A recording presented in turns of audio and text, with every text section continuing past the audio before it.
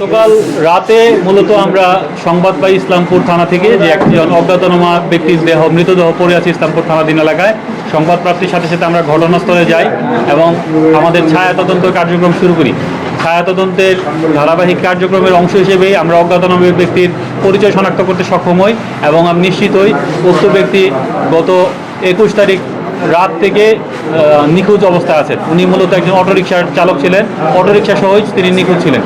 আমরা তথ্য প্রযুক্তির সহায়তায় এই মামলার সাথে জড়িত যে মূল আসামি নাহিদুল ইসলামকে গ্রেফতার করি এবং সে প্রাথমিকভাবে ঘটনায় কালার এক্সপার্ট ডার্ক স্যাপ এবং মাইল্ড অন হ্যান্ডস টেকনোলজি সমৃদ্ধ অরিক্স অ্যাডভান্স ডিটারজেন্ট পাউডার আপনার লন্ড্রি এক্সপার্ট। জড়িত থাকার কথা স্বীকার করলে তাকে ব্যাপক জিজ্ঞাসাবাদে সে তার সাথে জড়িত ব্যক্তিদের নাম প্রকাশ করে এবং মামলার ঘটনায় লুণ্ঠিত যে অটো, সেই অটো বিভিন্ন জায়গায় সে বিক্রি করার কথা স্বীকার করে। তাকে নিয়ে আমরা অভিযান পরিচালনা করি।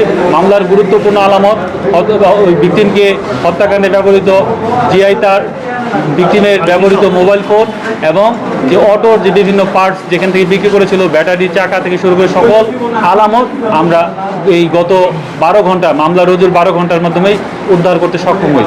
আমরা এই মামলার ঘটনায় হত্যাকাণ্ডের সাথে জড়িত মূল আসামি সহ 6 জন আসামিকে গ্রেপ্তার করি।